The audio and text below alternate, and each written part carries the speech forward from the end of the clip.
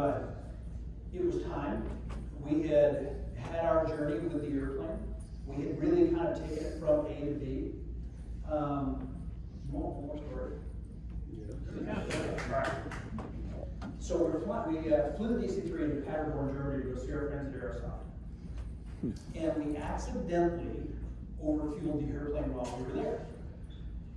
It was just, it happened. We put all the fuel on the airplane before we left. We didn't need all the fuel, so we were topped off for an over-ocean journey, and we didn't need it. We were only going to Munich, and all of our wives were going to meet us in Munich.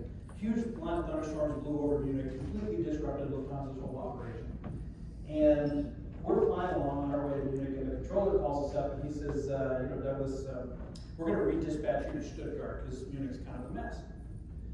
That wasn't going to help us, because we were meeting people in Munich, so we told him no, because that's what you do with air traffic controllers. You want to search something.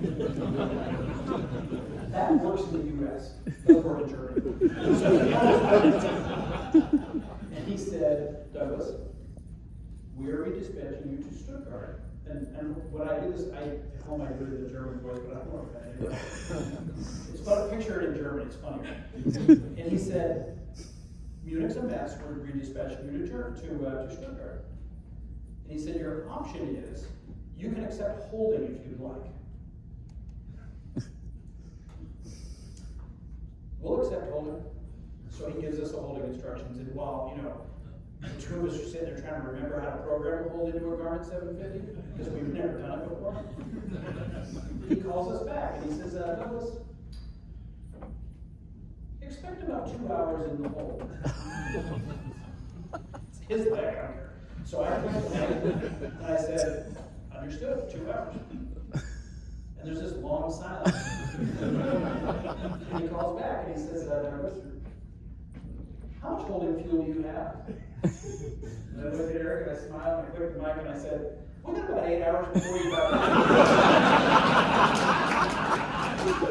started out at 10 if you need. Just let us know. There was about 3 seconds of silence and he gave us direct to Munich.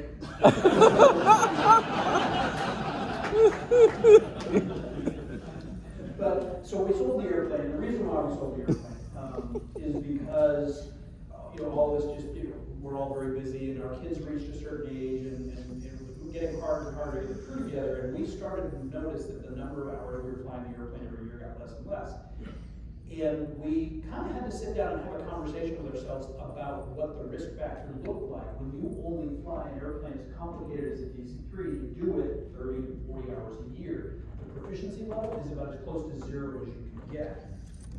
My former role in all kinds of different management positions at an airline, including being a chief pilot, and Eric being a highly respected standards captain on an enormous airplane at a very large airline, we found ourselves we couldn't really reconcile that risk.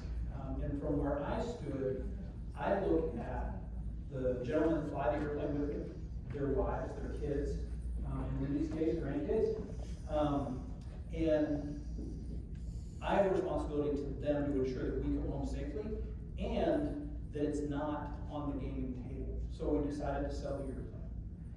It was a sad day for me. I missed the airplane terribly.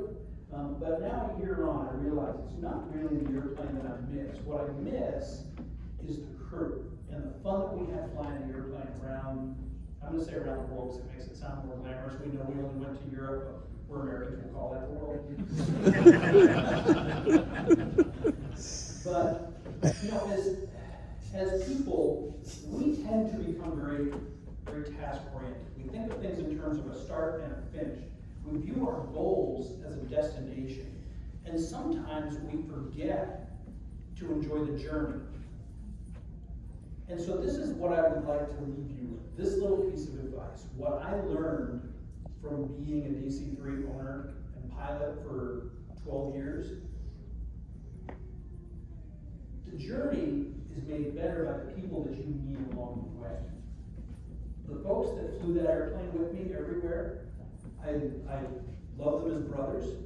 We get together, we laugh so hard that our wives wonder if there's something wrong. We have so many little jokes and little stories and little vignettes that bring us joy. We send each other texts, just little, memories of things that have happened along the way, and we have found ways to remain close and to continue to enjoy aviation together and to have. That's what this organization is about. That's what the whole FS Expo is about. It's about getting to connect to the people who enjoy the same things you enjoy their company. So don't forget, it's not just the origin and the destination. The details are in the journey, and that's what you should focus on. That's where the fun is going to be. Thank you very much.